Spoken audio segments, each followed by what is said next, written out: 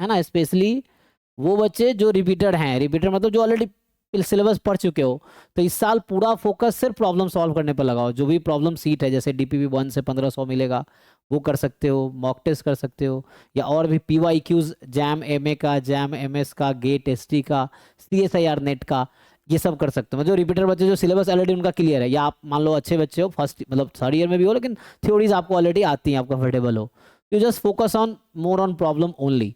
जितने problem different exam के previous year question करो जो आपके सिलेबस के हैं, और मॉक टेस्ट कर सकते हो। और ये प्रॉब्लम सीट ड्राइव में बहुत सारे प्रॉब्लम सीट ऑलरेडी हैं, ठीक है ना। ये डीपीपी 1 से 705 है ही, मैं 1500 तक अभी अपलोड होगा धीरे धीरे।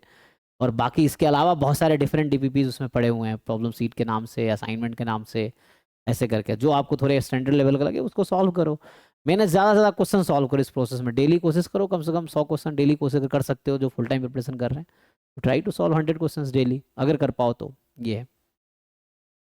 ठीक है जी। रियल के लिए टीआईएफआर और एनबीएचएम भी कर सकते हैं। हाँ जैसे बता रहे ना, तो वही जैसे मान लो, क्योंकि जो प्रीवियस ईयर क्वेश्चन उसका एक लेवल होता है, जैसे कोई बुक का एग्जाम्पल है तो वो इंट्रोडक्टरी होते हैं, लेकिन जब आप एंट्रेंस से क्वेश्चन उठाते हो तो आपको लगता है उसमें एक लेवल है ना। तो अगर आप सॉल्व करने जैसे मैं बताया कि जैसे जैम एमए के, वो अगर आप जिस एग्जाम की तैयारी कर रहे हो, तो जैम एमए बोल रहा हूँ तो पूरा जैम एमए नहीं करना, आप वो करो जो आपके सिलेबस के साथ कॉमन है, वो क्वेश्चन करो।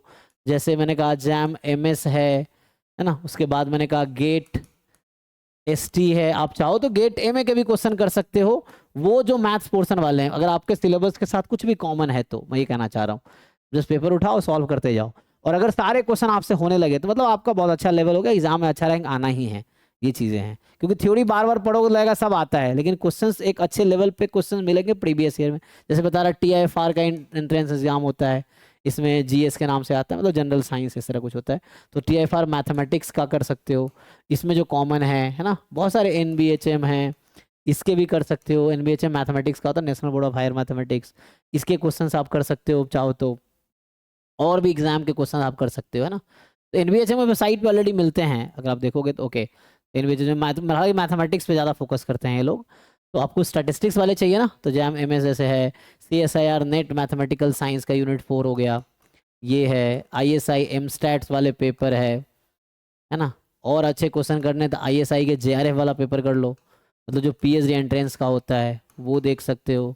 और ये बहुत सारे हैं, तो ये these questions you can try, इन सब एग्जाम के क्वेश्चंस आप कर सकते हो, ठीक है। तो ये है। आईएसएस। हाँ आईएसएस हैं, इसके क्वेश्चंस भी, हालांकि आईएसएस क्वेश्चन बहुत ज़्यादा लेवल नहीं होता, लेकिन हो सकता है कुछ कुछ वैरायटी मिल जाए आपको, थोड़े नए अप्रोच कॉन्सेप्ट मिल जाए। तो आईएसएस है, तो मतलब जितने भी एग्जाम्स हैं इन सब के, और इस सब के पीवाईक्यू ऑलरेडी, सीयूईटी है, सीयूईटी का भी लेवल नहीं है, कर सकते हो। और ये सब ऑलरेडी आपको ड्राइव में मिल जाएगा, आप देखोगे जो हमारा ड्राइव है उसमें ऑलरेडी एक्सप्लोर करोगे फोल्डर से मिल जाएगा सब, यूनिट वाइज है, ईयर वाइज है, ऐसे। तो फोकस वही है जिनका सिलेबस क्लियर है, अगर सिलेबस क्लियर है तो ज़्यादा से ज़्यादा प्रॉब्लम सीट सॉल्व करो जितने कर सकते हो, फिर मॉक टेस्ट जितने कर सकते हो वो सॉल्व करो, यही है ना। एंड देन इसको आप रिवाइज करो, मेन है रिवाइज, रिवाइज है ना।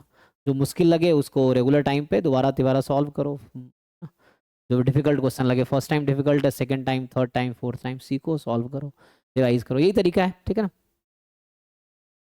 ओके जी, I think that's all, thank you. अगर कोई डाउट नहीं है तो